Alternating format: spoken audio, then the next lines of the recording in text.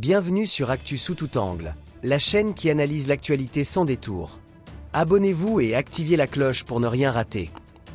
Imaginez un instant, une région du monde où une simple étincelle pourrait enflammer la planète entière.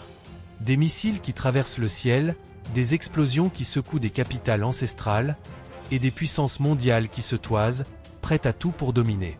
Aujourd'hui, le 28 février 2026, le Moyen-Orient est en feu. Les États-Unis et Israël viennent de lancer une offensive massive contre l'Iran, baptisée Opération Fureur épique. Des frappes aériennes conjointes visent les sites nucléaires iraniens, et Téhéran riposte avec des missiles balistiques. Est-ce le début d'une troisième guerre mondiale? Ou simplement l'aboutissement d'une haine qui couve depuis des décennies? Dans cette vidéo, on plonge au cœur de ce conflit explosif.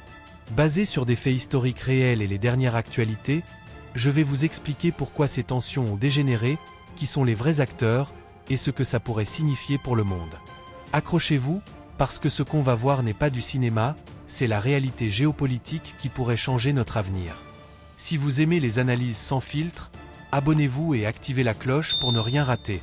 Pour comprendre pourquoi l'Iran, Israël et les États-Unis sont aujourd'hui en guerre ouverte, il faut d'abord zoomer sur la géographie et les enjeux. Le Moyen-Orient n'est pas juste un désert avec des chameaux, c'est une zone vitale pour l'économie mondiale.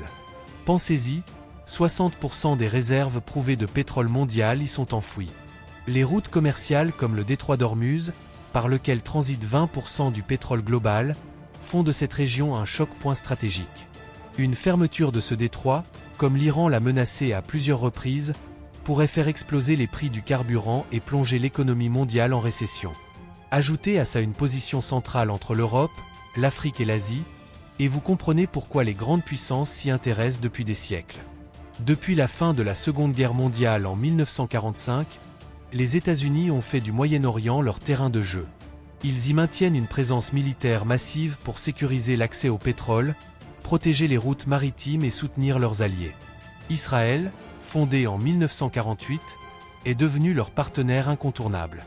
Avec une armée high-tech, des services de renseignement comme le Mossad légendaire, et une économie florissante, Israël est vu comme un rempart contre les menaces régionales.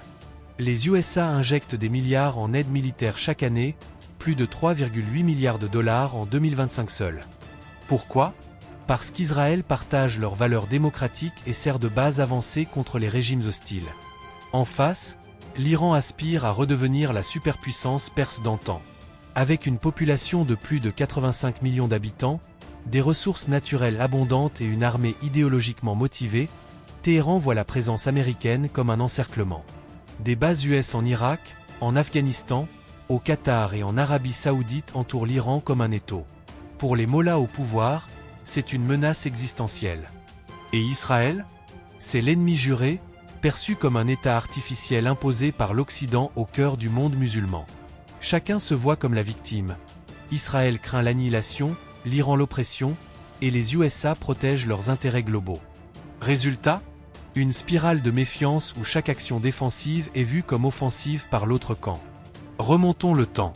Avant 1979, l'Iran et Israël n'étaient pas des ennemis mortels. Sous le règne du Shah Mohammad Reza Pahlavi, l'Iran était un allié des États-Unis. Moderne, pro-occidental, il entretenait même des relations secrètes avec Israël. Échange de pétrole contre technologie, coopération militaire discrète. Les deux pays partageaient une peur commune des régimes arabes sunnites radicaux. Mais tout bascule avec la révolution islamique de 1979. Menée par l'ayatollah Khomeini, elle renverse le Shah et instaure une république islamique chiite. Les États-Unis deviennent le grand Satan, accusé d'avoir soutenu le régime autoritaire du Shah. Souvenez-vous de la prise d'otage à l'ambassade US à Téhéran en 1979 à 1981. 52 Américains détenus pendant 444 jours. Ça marque le début d'une hostilité ouverte. Israël, allié des USA, est qualifié des entités sionistes illégitimes. Khomeini appelle à l'exportation de la révolution, soutenant des groupes anti-israéliens comme le Hezbollah au Liban, fondé en 1982 avec l'aide iranienne. Depuis, l'Iran adopte une stratégie de guerre par procuration. Au lieu d'attaquer directement, ce qui serait suicidaire face à la supériorité militaire israélo-américaine, Téhéran finance et arme des milices alliées. Le Hezbollah au Liban, qui a mené la guerre de 2006 contre Israël, causant plus de 1200 morts libanais et 160 israéliens. Les Houthis au Yémen, qui attaquent des navires en mer Rouge. Les milices chiites en Irak et en Syrie, qui visent les troupes US. C'est une guerre invisible, influence, armes, entraînement, sans déclaration formelle. Israël riposte avec sa propre guerre de l'ombre. Des assassinats ciblés de scientifiques nucléaires iraniens, comme Mohsen Fakhrizadeh en 2020, attribués au Mossad. Des cyberattaques comme Stuxnet en 2010, un virus qui a saboté les centrifugeuses nucléaires iraniennes, retardant le programme de plusieurs années.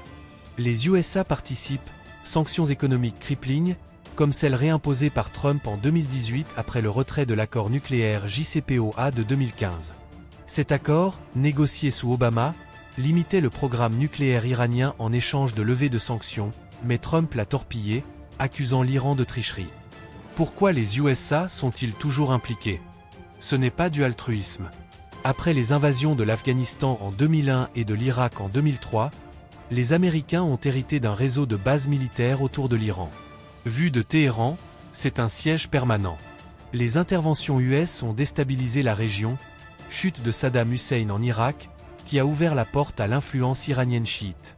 En Afghanistan, le retrait chaotique en 2021 a laissé un vide que l'Iran a partiellement comblé. Depuis les années 2000, le conflit est une guerre froide chaude. Cyberattaques, comme l'attaque iranienne présumée sur des infrastructures US en 2023, sabotage, explosion mystérieuse en Iran, frappe drone, comme l'assassinat du général Soleimani par les USA en 2020, qui a failli déclencher une guerre. Aucun camp ne veut une guerre totale trop coûteuse, mais les escarmouches s'accumulent. Les attaques récentes, comme celles sur des bases US en Irak par des milices pro-iraniennes, ont tué des soldats américains, forçant des ripostes. En 2026, après des négociations échouées sur le nucléaire, l'Iran enrichissant l'uranium à 90% selon des rapports de l'AIEA, les USA et Israël passent à l'action. L'opération Fureur épique, lancée ce matin, vise à neutraliser les sites nucléaires comme Natanz, Fordo et Arak. Trump, réélu en 2024, déclare « Nous donnons au peuple iranien la chance de reprendre son destin ». Netanyahou ajoute que c'est pour empêcher une menace existentielle. Ajoutons une couche, la religion. Le schisme islamique date du 7e siècle, après la mort de Mahomet. Les sunnites, 85% des musulmans, suivent les califes élus. Les chiites, 15%, croient en la lignée familiale du prophète. L'Iran est le bastion chiite, face à des puissances sunnites comme l'Arabie saoudite, alliée US. Pour contrer l'isolement, l'Iran bâtit un axe de résistance, soutien au régime Assad en Syrie, alaouite, proche chiite, au Hezbollah, aux Houthis. C'est une guerre par procuration.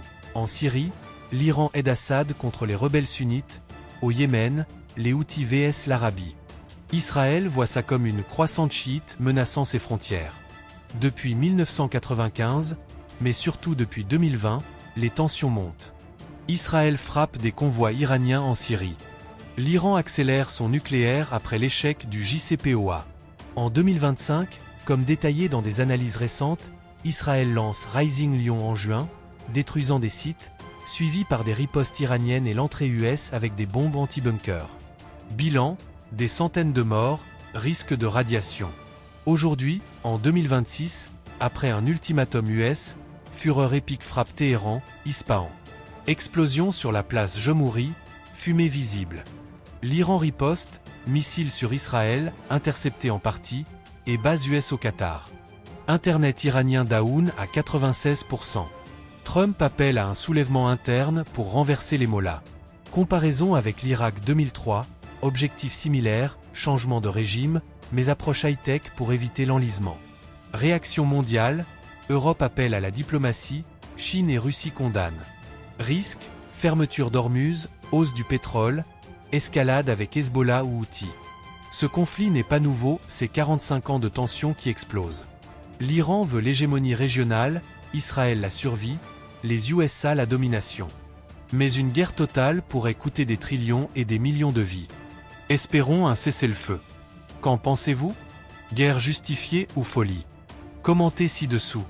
Partagez, likez et abonnez-vous pour plus d'analyses. À bientôt.